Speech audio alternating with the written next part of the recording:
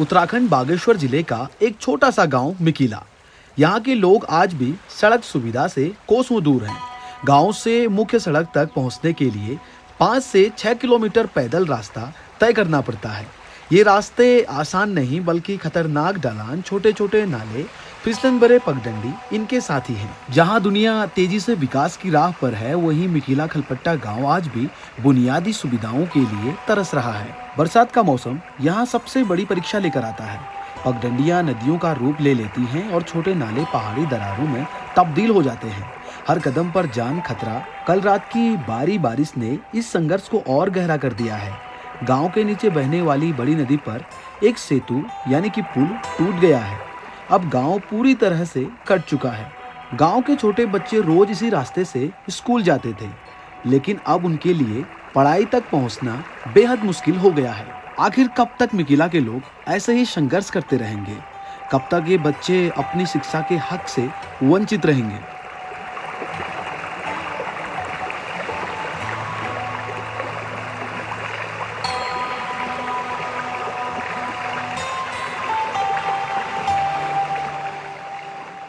मेरा नाम सुंदर राम है। मैं अपनी बेटी को स्कूल छोड़ने जा रहा हूँ। कल रात के तेज बारिश से नदी का जो पुल है वो टूट चुका है और मैं अभी अपनी बेटी को स्कूल तक छोड़ने जा रहा हूँ।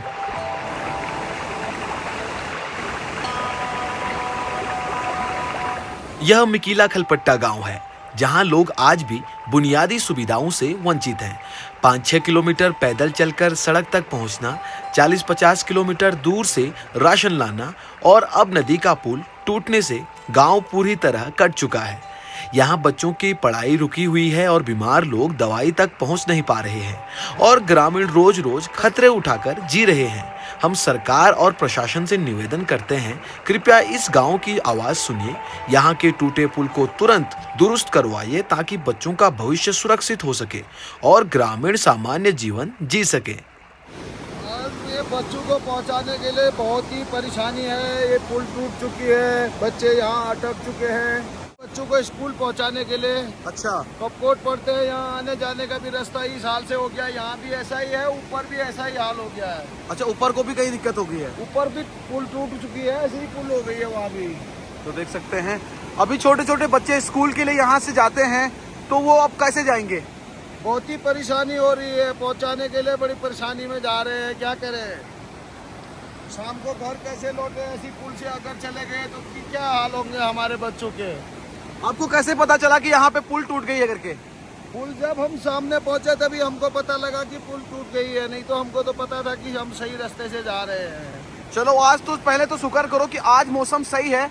अगर बारिश लगातार हुई, नदी का रूप और ज्यादा बढ़ गया और बहाव तेज हो गया पानी का, तब जाके आप क्या करेंगे? तो इधर उधर जाना ही बंद हो जाएगा और क्या करेंगे, वार पार कैसे हो पाएंगे। इसमें सबसे बड़ी दिक्कत तो आपका जो राशन इत्यादि जाता है घोड़े खच्चरों के माध्यम से, वो चौपट हो गया है अभी। मनुष्य से भी नहीं जा सकता, कैसे जाएगा? कोई जाने की कोई व्यवस्था है? इंसान भी नहीं जा सकता, घोड़े खच्चर तो छोड़ो दूर की बात।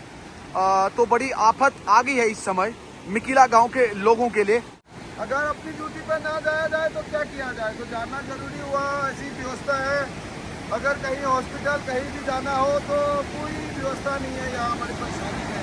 मिकिला खलपट्टा गांव की कहानी हमें यह सोचने पर मजबूर करती है कि क्या विकास की रोशनी सच में हर कोने तक पहुंच पाई है या कुछ गांव अब भी अंधेरे में जूझ रहे हैं।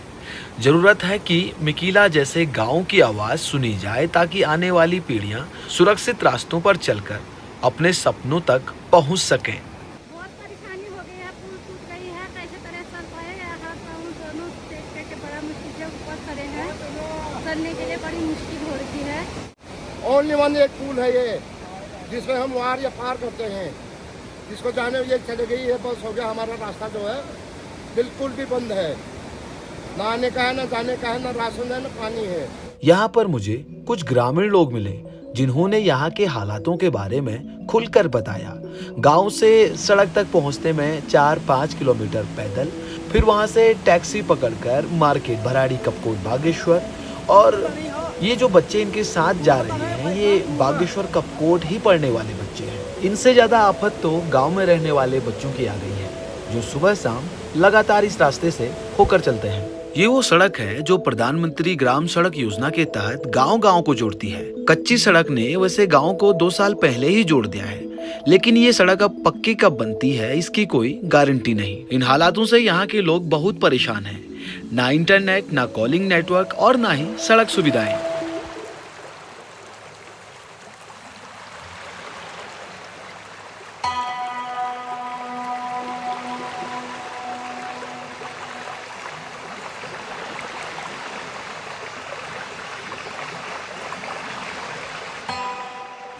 अभी आप बच्चों को छोड़ने के लिए जा रहे हैं? हाँ, बच्चों को छोड़ने आए हैं। बच्चों की ऐसी व्यवस्था हो रही है, सारे कपकोट बागेश्वर पढ़ते हैं, वो लोगों को कैसे छोड़े रहे हैं, बड़े परेशान हो गए। स्कूल में नहीं पहुंचेंगे तो बच्चों को भी डांटेंगे।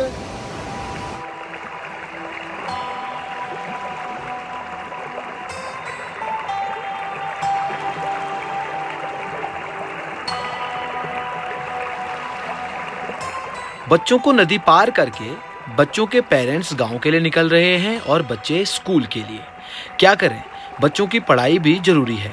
अगर स्कूल ना भेजें तो उनका भविष्य अंधेरे में चला जाएगा, ये बच्चों के पेरेंट्स का कहना है।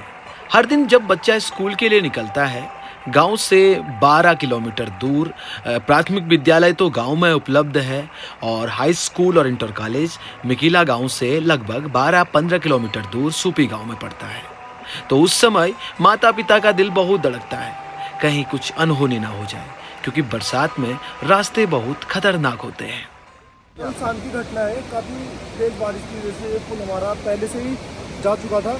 तकरीबन थोड़ा सा बचा था, इसकी मरम्मत की जाती तो इसका काम भी हो जाता, बट किसी कारणवश नहीं हो पाया, जिसकी वजह से ये पुल जा चुका है हमारा।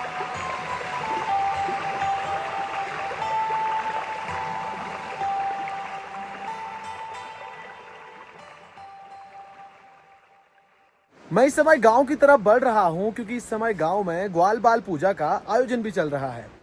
तो आपको लेकर चलते हैं ग्वाल बाल कौथिक में, जहां पर बच्चों द्वारा देव नृत्य किया जाता है।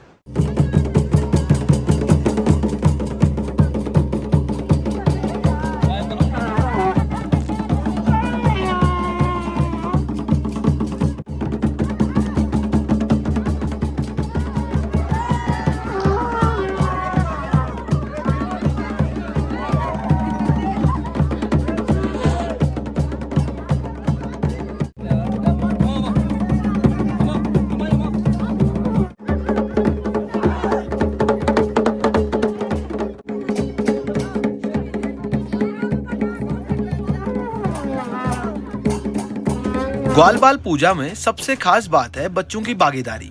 गांव के सारे बच्चे मंदिर या किसी पवित्र स्थल पर एकत्रित होते हैं, भगवान कृष्ण की पूजा करते हैं। पूरे गांव में भक्ति का माहौल होता है, बच्चे और बड़े मिलकर भजन गाते हैं। ढोल दमों की थाप पर देव नृत्य होता है और आंगन श्रद्धा से गूंज उठता है।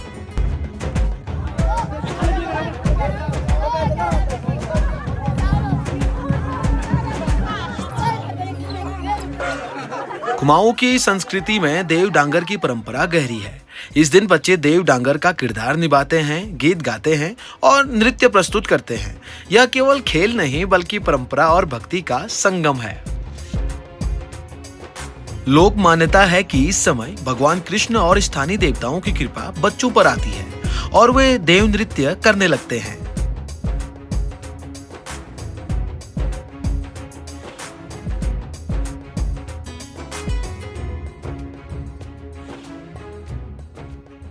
हमारे पूर्वज बताते हैं उनके जमाने में जब ये ग्वाल बाल पूजा हुआ करती थी तो गांव से दूर, यानी कि जो पत्थरों के उडियार होते हैं, गुफा होते हैं, तो उनमें ही ये ग्वाल बाल पूजा करते थे।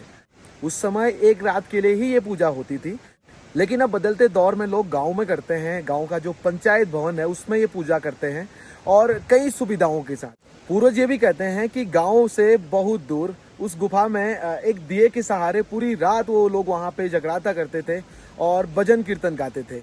लेकिन आज के दौर में कितनी फैसिलिटीज़ हैं, लाइट है, डीजे स्पीकर में भजन सुन रहे हैं, तो आज कुछ हम इस मेले को ऐसे देख रहे हैं।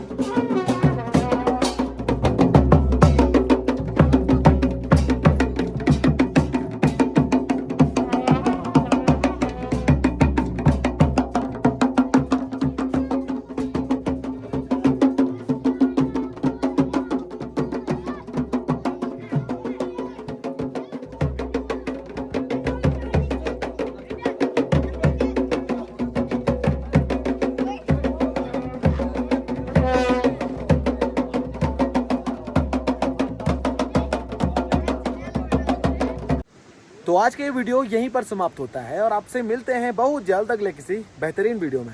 वीडियो कैसा लगा कमेंट में मुझे जरूर बताना और इस टाइप के वीडियो देखने के लिए बने रहना अर्जुन खलपटिया ब्लॉग्स के साथ। लाइक करना, कमेंट करना और अपने यार दोस्तों के साथ इस वीडियो को शेयर जरूर करना। चैनल में नए हैं तो सब्सक्राइब भी करना ताकि मेरे वीडियो का जो नोटिफिकेशन है ना वो आप तक पहले पहुंचे। मिलते हैं अगले वीडियो में। Bye bye.